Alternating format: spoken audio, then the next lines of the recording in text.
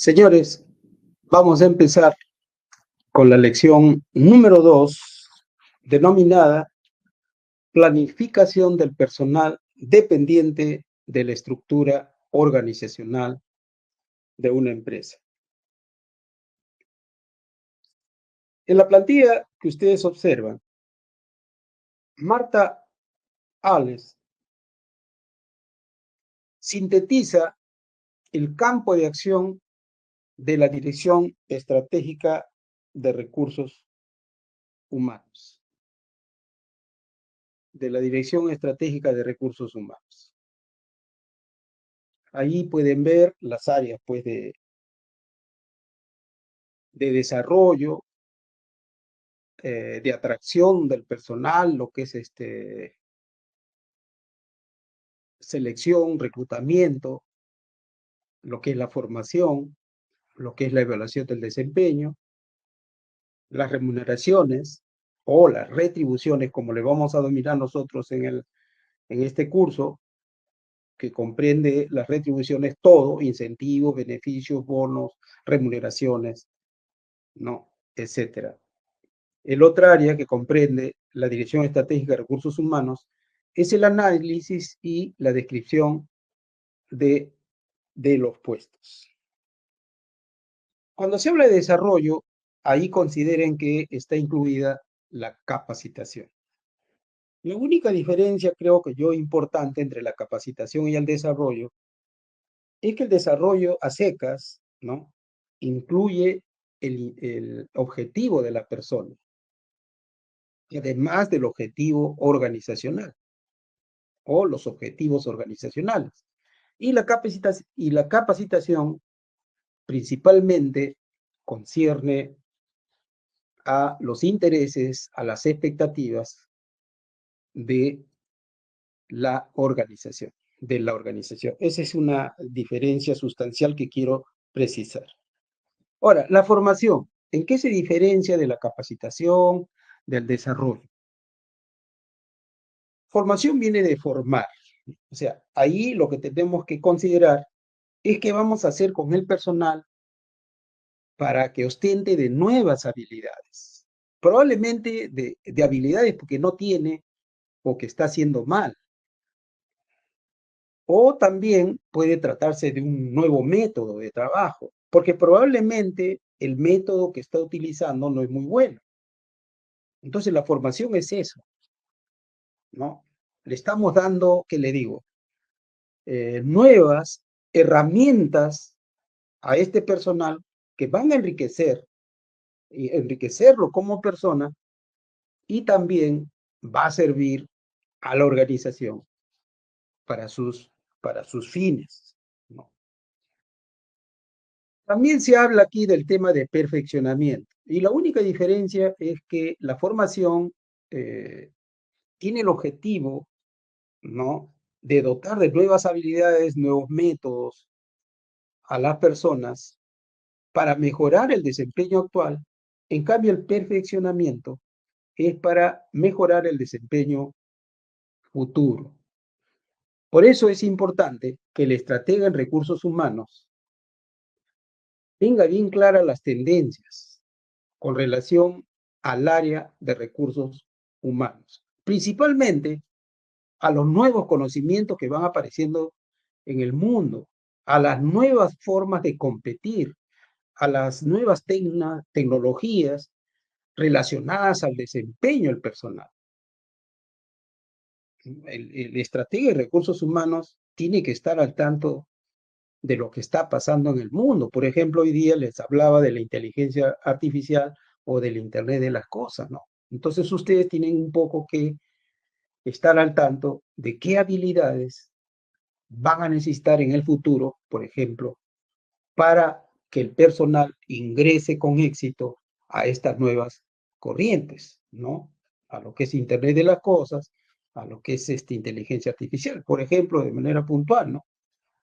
¿Qué vamos a hacer, ¿no?, como recursos humanos para que la gente tenga, siquiera al menos, habilidades para entender los algoritmos que están detrás de estos aplicativos con inteligencia artificial? ¿no? Probablemente van a tener que reestructurar sus programas de capacitación. Si hoy, por ejemplo, el 70% de sus programas están orientados a habilidades blandas, probablemente en el futuro ustedes digan, bueno, señores, las habilidades blandas van a tener que reducirse 40% y las habilidades duras, ¿no? Como para manejar, pues, este algoritmo, eso, será, pues, un 60%, ¿no? Un 60%.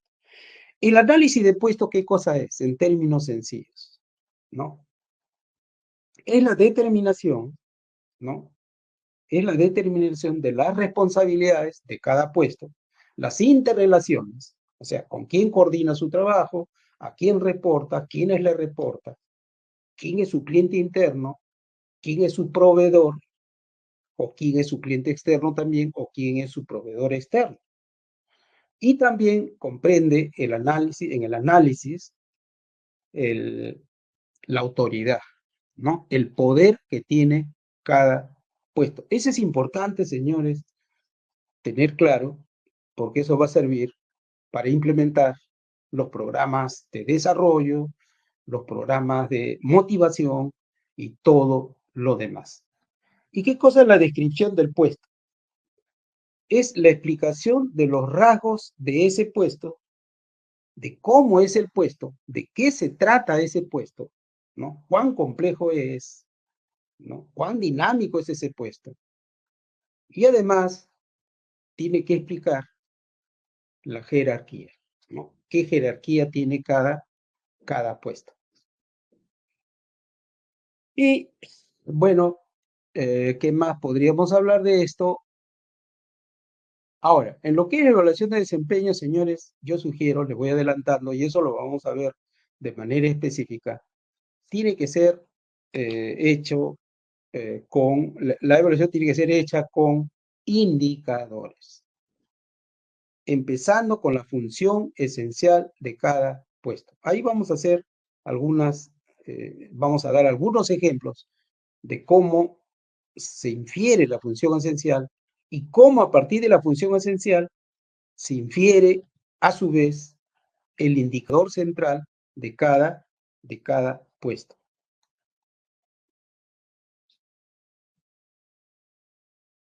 La planificación estratégica de recursos humanos, ¿no? Como ven ustedes, tiene que ver con el estudio del entorno actual y futuro. Ahora, ¿cómo se ve el futuro? ¿Cómo se predice el futuro? La técnica ahí es ver el presente. En el presente, recursos humanos tiene que ver cuáles son las tendencias hoy, qué es lo que está ocurriendo hoy y se va a mantener en el futuro. Es decir, la mejor manera de ver el futuro es descubrir el futuro en el presente. ¿Y cómo se descubre el futuro en el presente? Es deduciendo las tendencias, las corrientes, ¿no? Es decir, aquellos fenómenos que responden a necesidades humanas esenciales y que garantiza que se van a sostener en el tiempo, ¿no? Entonces hay que diferenciar esto de las modas. Las modas no obedecen necesariamente necesidades humanas esenciales. Generalmente obedecen a caprichos, a racionalidades particulares, a irracionalidades particulares de algunas personas, a diferencia de las tendencias. Por eso, una de las primeras preguntas que hoy se tienen que hacer los estrategas de recursos humanos es preguntarse si, por ejemplo, el Internet de las cosas es una tendencia o la inteligencia artificial es una tendencia, porque no se olviden que ya hemos tenido nosotros pues la tendencia de la tecnología de la información, ¿no? Y ha habido muchas quejas sobre eso, porque dicen que no ha respondido a las necesidades humanas esenciales. Yo creo, y les adelanto esto, mi punto de vista, es de que la inteligencia artificial o el Internet de las cosas se van a convertir o van a ser consideradas como tendencias cuando se preocupen de generar beneficios para la sociedad. Por ejemplo, ya es un hecho que muchos aplicativos con inteligencia artificial están elevando la productividad, pero para las empresas, pero no tanto así para los clientes. Entonces, si responde a una necesidad humana esencial, existe allí el desafío de que satisfaga, rompan ese egoísmo, ¿no? Y conviertan esas herramientas, esos aplicativos, ¿no? En satisfactores de las necesidades, demandas, deseos y expectativas de la sociedad o al menos de los clientes de una organización. ¿Cuáles son las funciones principales de la gerencia de recursos humanos según Marta Alves? ¿No? Ella dice, pues, la selección, que comprende el perfil, el reclutamiento, ahí lo considera, las pruebas y la evaluación, ¿no? Las pruebas y la evaluación. Este proceso para mí es el más importante. El reclutamiento y la selección para mí son los procesos más importantes, porque si ahí se equivocan, se equivocaron. Es como cuando uno quiere preparar cualquier plato en un restaurante, ¿no? Seleccionaste mal los insumos, las materias primas, o el chef dice que es chef, pero no es chef, olvídense, ¿no? Olvídense. Igual en la atención a los clientes, ¿no? En la atención a los clientes. Ahí es esencial el reclutamiento y la selección del personal. Si seleccionaste mal, si se te pasó alguien que no tiene ese talento de la empatía o de la simpatía, va a ser difícil que obtengas una alta calificación en satisfacción del pasajero o de los que se hospedan en el establecimiento. Entonces, este es una función muy importante del área de recursos humanos, para mí la más importante, el reclutamiento y la selección. Tanto así que yo a veces digo que si eres un campeón reclutando y seleccionando, ya puedes dormirte en tus laureles. Según Marta Alves, ¿no? La otra función principal es la formación y el desarrollo. Ya les hablé de la formación y el desarrollo, que tiene que ver con el aprendizaje y la evaluación del desempeño. Pero en eso también es importante no fallar, ser precisos en el tema de la evaluación del desempeño. Hay un criterio esencial, es la equidad, ¿no? La equidad. El sistema de evaluación no solo tiene que ser equitativo, sino parecer equitativo. En otras palabras, el estratega de recursos humanos tiene que ser un campeón manejando las percepciones, manejando el qué dirán de las personas. Es como vender un producto. Por eso que muchos gurús del marketing decían, ¿no? Que la guerra de mercados, decían, no es una guerra de productos, sino de percepciones. Yo creo que es una guerra de productos y de percepciones, ¿no? Es como tener una moneda con dos caras. Hay que cuidar las dos caras. Igual, recursos humanos es igual. Tiene que lograr que cualquier sistema que tenga en el interior de la organización relacionada a recursos humanos, ¿no? Sus dos caras tienen que ser buenas. El sistema tiene que ser bueno y parecer bueno.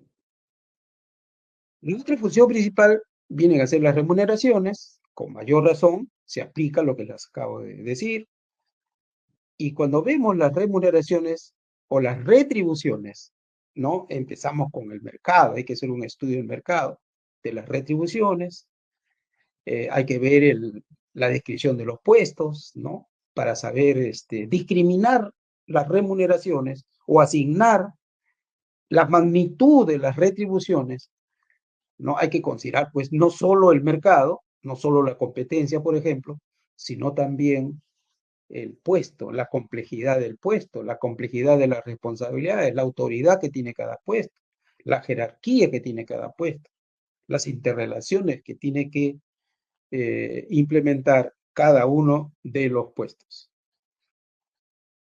Entonces aquí también vamos a ver los tipos de retribuciones que hay y la jerarquía de puestos.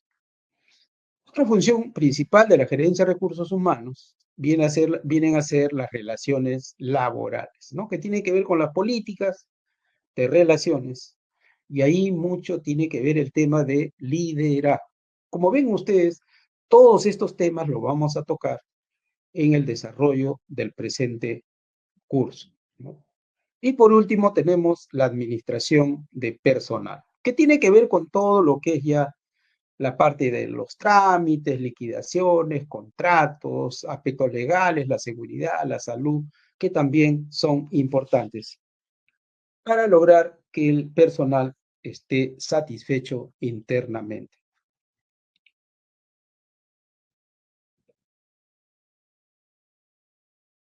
¿Cuál es el proceso estratégico de recursos humanos?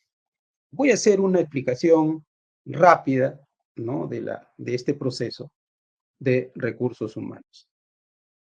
Primero, yo les sugiero conformar el equipo estratega de recursos humanos, el equipo estratega de recursos humanos, ¿no? Sería pues el gerente o el ejecutivo de mayor jerarquía del área, y él puede convocar a los que le reportan directamente y también, ¿no? a personas que crean que por su talento, por su creatividad, podrían aportar mucho para la toma de decisiones estratégicas. Y luego lo primero que tiene que hacer es determinar la función esencial de recursos humanos. ¿Para qué existe recursos humanos? ¿Para qué se creó el área de recursos humanos? Pregúntese. Si no existiera el área de recursos humanos, ¿qué pasaría en la organización? Respondan esas preguntas y luego van a poder deducir la función esencial. Nuevamente les repito, aquí la clave está decir con muy pocas palabras, decir mucho, decir muchísimo. Luego, hay que hacer un análisis estratégico de los recursos humanos. Hay que hacer un análisis externo, un diagnóstico interno. En concreto, aquí, y eso luego lo vamos a explicar de manera puntual, ¿no? Ahí tenemos que descubrir cuáles son las oportunidades, ¿no? En materia de recursos humanos, ¿no? Oportunidades que están relacionadas, señores, con el plan estratégico de la organización. Y en este caso concreto se refiere a que los responsables del área de recursos humanos tienen que estar al tanto de cuáles son las oportunidades de mercado, cuáles son las oportunidades de producto, o sea, qué mercados se podrían explotar en el futuro o desde ya, de igual manera, qué productos se podrían desarrollar, qué atributos o qué características de calidad o qué propuesta de valor se tienen que desarrollar ya o en el futuro o en el futuro, para en función de eso, recursos humanos, planificar, ¿no? La provisión de recursos humanos necesarios para aprovechar esas oportunidades. De igual manera, tiene que prever las amenazas, ¿no? Las amenazas con relación al desempeño del personal, ¿no? ¿Qué amenazas existen en el exterior que van a afectar principalmente el nivel de desempeño del personal, la cantidad de trabajadores con alta productividad y la cantidad de trabajadores leales, ¿no? ¿Qué amenazas hay? Eso es lo importante en la parte estratégica de recursos humanos, ¿no? ¿Cuáles son esas amenazas? ¿Qué amenazas nos podrían dejar con menos trabajadores talentosos, con menos trabajadores con gran desempeño, con menos trabajadores con alta productividad? Eso es lo que se tiene que preguntar en el área de recursos humanos. Y en el diagnóstico interno, ¿no? Tiene que evaluarse con toda sinceridad cómo está, ¿no? el personal en términos de productividad, de características de calidad o de atributos del servicio de lo que hace, ¿no? En lo que es velocidad, en lo que es eficiencia, en lo que es eficacia, etc. Ahí tiene que evaluarse con total honestidad. Entonces, una vez que sabe cuáles son las oportunidades, las amenazas en materia relacionadas con los retos, con los desafíos, con los trabajos, con las responsabilidades de recursos humanos, así como ver las debilidades y fortalezas en materia de productividad de la mano de obra o de atributos del trabajo de la mano de obra, ya puede definir el objetivo, ¿no? de, del área, ¿no? El objetivo del área. Luego, acá no veo muy bien estas diapositivas, ¿no? Luego hay que ver los cuellos de botella, hay que identificar los cuellos de botella. ¿No? O sea, cuáles son las limitaciones internas que nos impiden lograr el objetivo en materia de recursos humanos. Luego vamos a tratar ese tema. ¿Ya? Eso se hace técnicamente, eso no se hace de manera desordenada o se hace por intuición o porque usted está inspirado y establece su objetivo o su meta. ¿No? Eso tiene un procedimiento. Primero, la función esencial. De la función esencial, usted tiene que extraer el indicador central y en función del indicador central, usted va a establecer la meta, perdón, va a establecer el objetivo o va a definir la meta central. Luego procederá a la identificación de los cuellos de botella, ¿no? A los cuellos de botella, luego formula estrategias, fija las políticas, los indicadores, ¿no? Aprueba el plan, luego hace el despliegue, ¿no? Para cada una de las áreas, para el área de reclutamiento que le corresponde, al área de selección, al área de desarrollo que le corresponde a cada una de las áreas, y luego ejecuta. Y después de ejecutar, de implantar, usted hace el control y la replaneación. Entonces esto se vuelve en un proceso continuo, ¿no? Continuo. Ahora vamos a ver cada una de las etapas más importantes del área de recursos humanos, del proceso que acabamos de exponer. La función esencial, ya les dije, es la razón trascendente, fundamental por la cual se crea una organización, una unidad estratégica, una unidad orgánica, un proceso o un producto, sin la cual su existencia no tendría sentido. Entonces acá ustedes tienen que resolver esta pregunta. ¿Cómo se determina la función esencial? Y en este caso, yo les sugiero responder 4 preguntas. ¿Para qué existe o para qué se creó el área de gestión humana o el área de recursos humanos, como quieran denominar? Primera pregunta. Segunda pregunta, vamos a suponer que no puedan, pasan a la segunda pregunta y responden lo siguiente. Si no existiera el área de gestión humana, ¿qué pasaría en su organización? ¿Qué pasaría? Si ustedes no están, si el área de recursos humanos no está. Y la tercera pregunta, ya con esta yo creo que sí van a dar con la función esencial. ¿Cuándo diríamos que el área de gestión humana está trabajando bien? Por lo tanto, van a tener, ¿no?, la función esencial de pregunta del área de personal, ¿no? Entonces acá yo le dejo varias preguntas. ¿Será elevar la productividad del personal? ¿Será incrementar el nivel de desempeño?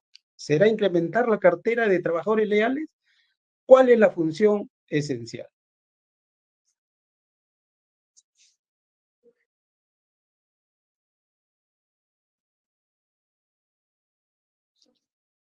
Señores, estamos viendo el plan estratégico del área de recursos humanos.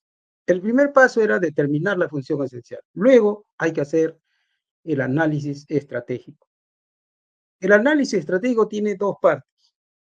Primero, el análisis externo, es decir, de las variables exógenas, de variables que nosotros no controlamos como recursos humanos, y el diagnóstico interno, es decir, de las variables que sí controlamos, que sí manejamos. En el análisis externo yo les sugiero irse directamente a los siguientes puntos. Tienen que identificar cuáles son las oportunidades de mercado, de producto y de valores. Esto está relacionado al producto o a la cartera de productos, al servicio o a la cartera de servicios de la empresa. Si hablamos de un hospital, perdón, de un hotel, ¿no? Estamos hablando pues de un negocio de alojamiento, el otro tenemos el negocio de alimentación. ¿no? Ahí tienen por lo menos 2 unidades estratégicas.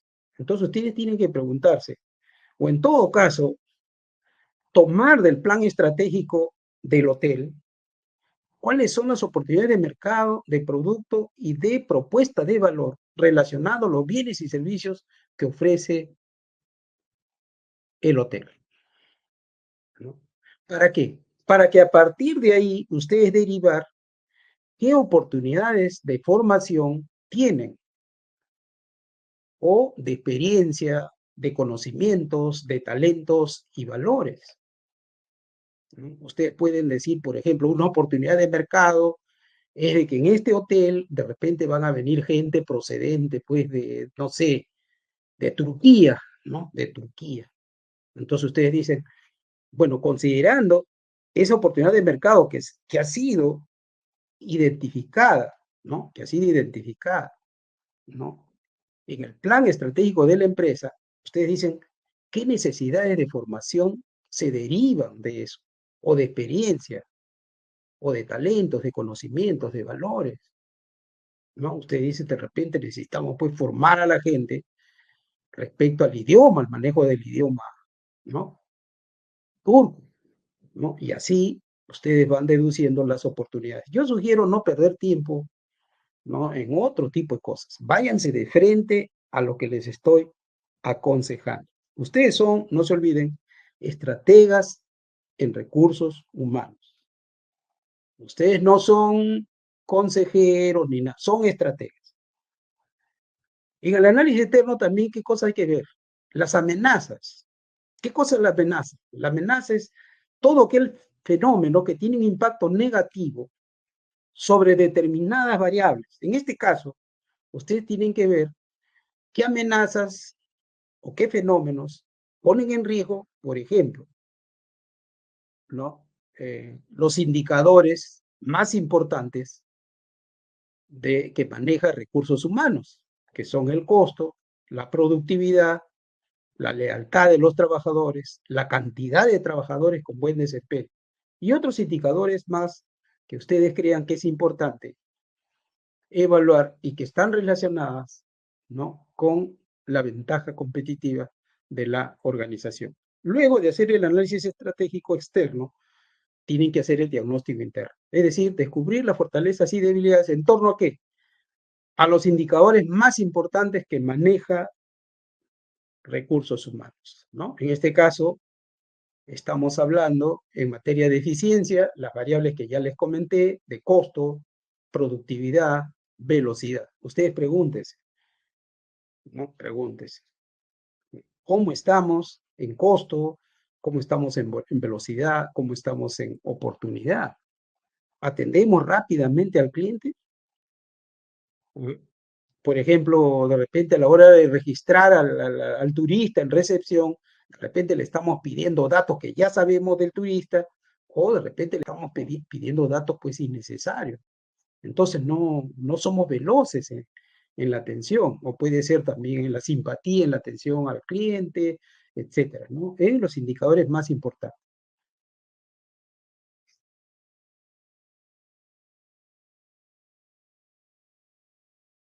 Yo sugiero también evaluar cuánto de pasión eh, reflejan nuestros trabajadores. Al respecto, Gary Hamel hace una definición. Gary Hamel dice, la pasión hace referencia, dice, a los empleados que ven su trabajo como un llamado, ¿no? Como un llamado de Dios, como un apóstol, ¿no? Un apostolado, dice, ¿no? Gary Hamel. Dice, como una forma de marcar la diferencia en el mundo dentro del espectro positivo. Para estas almas ardientes, dice Gary Hamel, la línea divisoria entre la vocación y la afición es difusa en el mejor de los casos, ¿no? O sea, no se sabe, dice Gary Hamel en otras palabras, si la gente se entrega a eso, ¿no? Por vocación o por afición. ¿Es un fanático? Mejor dicho, linda lo que hace con lo irracional. Entonces, para aclarar un poco esa definición, yo me atrevo a definir la pasión como que es hacer cosas con entrega total, sin esperar recompensas y sin medir las consecuencias, ya sean malas o buenas. Es un objetivo, esa es la siguiente etapa, ¿no? Es aquello que se pretende lograr, sin especificar el cuánto y el cuándo. Responde la pregunta, ¿qué se desea lograr? O sea, no es qué se desea hacer, lograr, lograr. En este caso, yo sugiero utilizar 5 palabras para facilitar el trazo de objetivos. De manera general, lograr, otra puede ser aumentar, puede ser disminuir, puede ser mantener o puede ser mejorar. Mejorar, yo recomiendo utilizar la palabra mejorar a la hora de establecer el objetivo.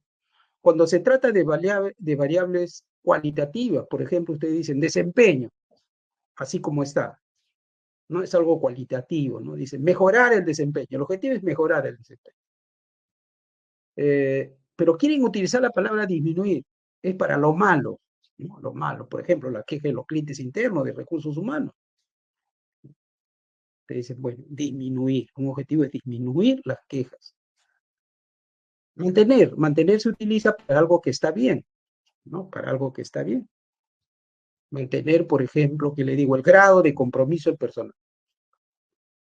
Lograr, ya le dije de manera general, y aumentar, por ejemplo, puede ser, ¿qué le digo? Aumentar, ¿qué le digo? A ver, aumentar, eh, a ver, el grado de satisfacción, ¿no?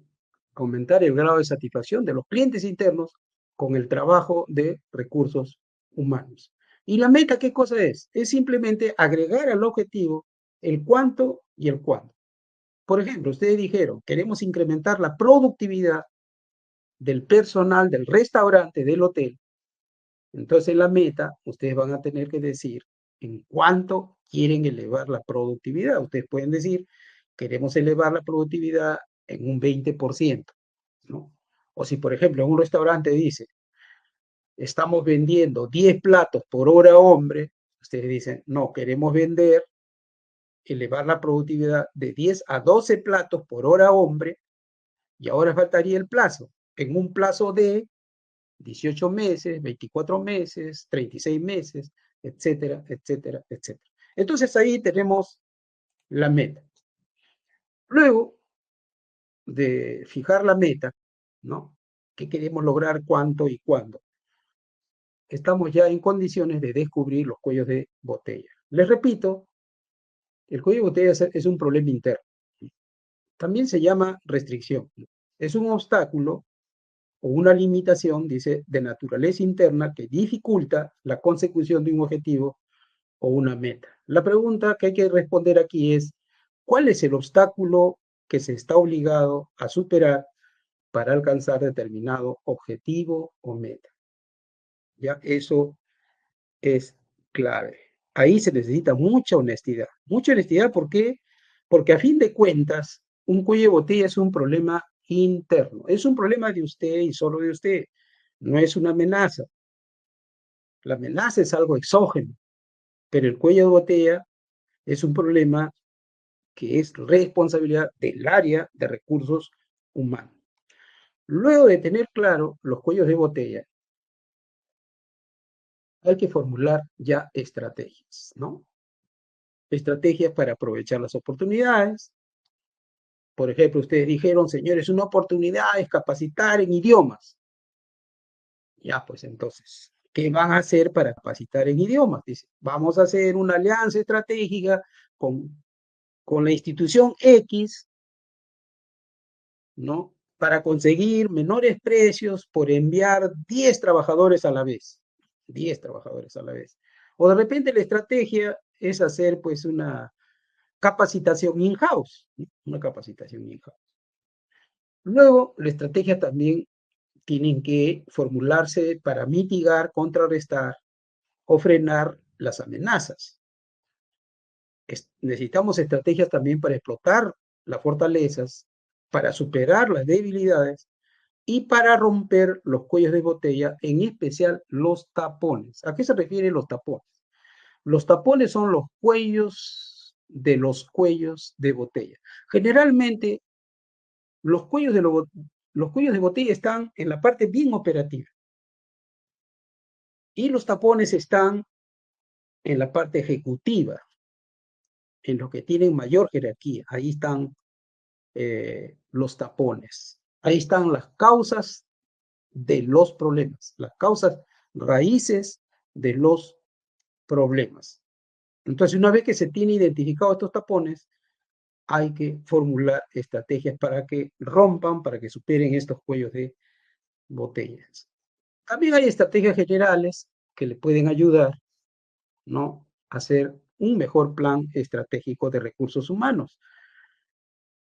Un estilo es la imposición, otro es la persuasión, otro camino es la referenciación y una cuarta opción es una combinación, ¿no? Una combinación. Porque no se olviden que tratan con seres humanos y cada ser humano pues es diferente. No hay seres humanos iguales.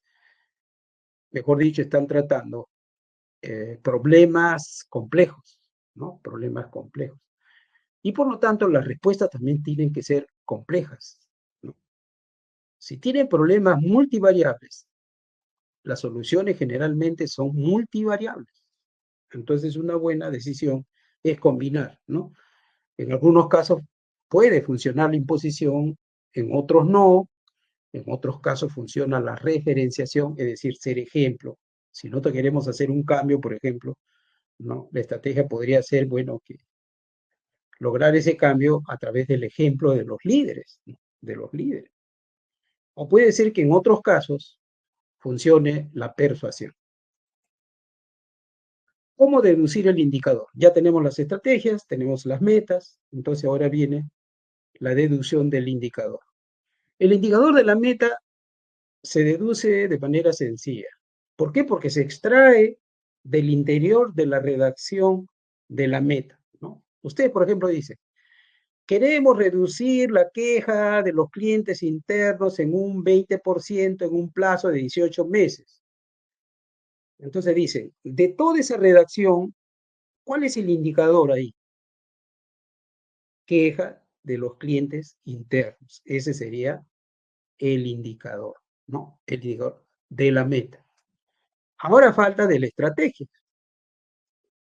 Y ustedes dicen, la estrategia para reducir las quejas de los clientes internos ha sido reemplazar al personal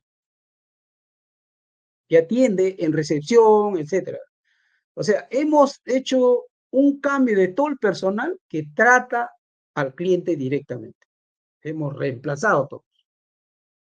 Hemos reemplazado. La pregunta es, ¿cómo sabremos si esa estrategia funcionó?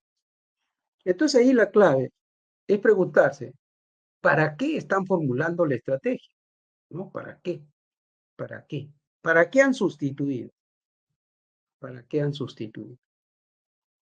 Y ustedes han sustituido probablemente para reducir las malas recomendaciones que nos hacen los clientes.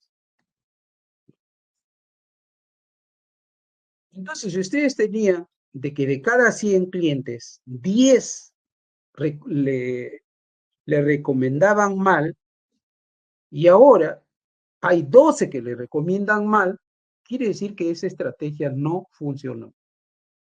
No funcionó. Por lo tanto, el indicador, ¿cuál será? ¿No? Recomendaciones. Unidad de medida, porcentaje. Entonces, ese indicador, ¿qué les va a decir? Les va a indicar, les va a marcar, les va a decir, señores, esa estrategia de sustituir al personal antiguo por personal nuevo no ha funcionado. ¿Por qué? Porque no ha respondido al para qué formulamos esa estrategia. Luego viene ya, una vez que tenemos claro el panorama estratégico del área de recursos humanos, tenemos que planificar los recursos humanos, la cantidad de recursos humanos, cuántos trabajadores necesitamos en la organización. Nuevamente les hago recordar, tienen que considerar la ventaja competitiva. Si estamos hablando de ventaja competitiva de costo inferior, con mayor razón. Si ustedes se exceden en cantidad de mano de obra, eso va a ser perjudicial, generalmente, pueden haber excepciones, la ventaja competitiva de costo inferior. ¿Y cuáles son los criterios para planificar los recursos humanos? Es decir, ¿cuáles son los criterios para saber cuánto de personal necesitamos en la organización? Primer criterio, la ventaja competitiva. La ventaja competitiva. Segundo criterio, el punto de equilibrio. Es decir, el volumen a partir del cual la empresa empieza a generar ingresos operativos. Usted hace su cálculo, punto de equilibrio, dice usted, es igual a costo fijo sobre precio menos costo variable unitario. Entonces, ¿qué sucede ahí? Si usted aumenta más mano de obra, el costo fijo probablemente va a subir. Depende cómo paga. Si usted paga solo parte fija, no tiene costo variable, solo paga en planilla un sueldo mensual, entonces ese sueldo de ese trabajador va a ir en el numerador de la fórmula de punto de equilibrio. Entonces va a ser directamente proporcional, ¿no? Si usted aumenta la cantidad de trabajadores en 10%, el punto de equilibrio va a subir en 10%. Es decir, un poco que se va a desacelerar el punto a partir del cual usted va a generar utilidades operativas. Entonces, un criterio es el punto de equilibrio. El otro criterio es el tamaño mínimo eficiente, ¿no? Es el volumen de producción que hace mínimo el costo unitario y a partir del cual los costos unitarios empiezan a subir, ¿no? Empiezan a subir, ¿no? Entonces usted puede decir, ¿cuál es el tamaño mínimo eficiente en el restaurante, en el negocio de alojamiento? ¿Cuál es? Usted dice, ¿cuántos supervisores necesitamos por cama? ¿No? Entonces usted dice, mire, el tamaño mínimo eficiente, o sea, el volumen que hace mínimo el costo unitario, es tener pues un supervisor para 50 camas. Entonces, si usted tiene dos supervisores para 50 camas, está por encima del tamaño mínimo eficiente. Entonces, tiene que reducir la cantidad de personal. Lo mismo puede hacer para el caso del personal operario, ¿no? Personal de limpieza, ¿no? ¿Cuál es el tamaño mínimo eficiente? ¿No? O sea, un trabajador de limpieza, ¿no? ¿Cuántas habitaciones podría asear? ¿Cuántas? Entonces usted dice, señores, el estándar es 10. Pero si usted tiene 7, entonces está por debajo. Entonces va a tener que afinar la cantidad de trabajadores que usted necesita en la organización. Otro criterio puede ser el volumen de producción futuro, ¿no? La cartera de negocios y de productos, ¿no? El impacto de la tecnología en la cantidad y calidad de mano de obra. Ese es otro criterio importante, ¿no? Por ejemplo, hay mucha resistencia en algunas empresas, en algunos países, porque muchos creen de que la inteligencia artificial va a reducir la cantidad de mano de obra. Entonces hay que medir ese impacto, hay que considerar ese criterio para fijar para la cantidad de recursos humanos que necesitamos en la organización. Otro criterio es la disponibilidad de trabajadores con el perfil requerido. ¿Qué pasa si no hay trabajadores con el perfil requerido? Caballero, van a tener que contratar nomás, dejar de lado la cantidad. No hay. Y por último, la política de grado de horizontal o de vertical de la estructura organizacional. ¿Cuán vertical o cuán horizontal desea la alta dirección en lo que se refiere a la estructura organizacional? Generalmente, cuando se quiere aplicar la disciplina, muchos tienden a tener pues una estructura vertical, mejor dicho, más supervisores, más supervisores. En cambio, otros que quieren dar más libertad, más empoderamiento a los trabajadores, generalmente recurren a una estructura plana, una estructura horizontal. Señores, entonces con este tema hemos terminado la lección número 2. La lección número 2, que concierne, ¿no? Que concierne, ya hemos dicho, a la planificación del personal dependiente de la estructura organizacional. Entonces, para una planificación ordenada, hemos sugerido de que se parta del plan estratégico del área de recursos humanos y una vez que contamos con el plan estratégico de recursos humanos, hacemos la planificación de la cantidad de trabajadores que necesitamos en la organización.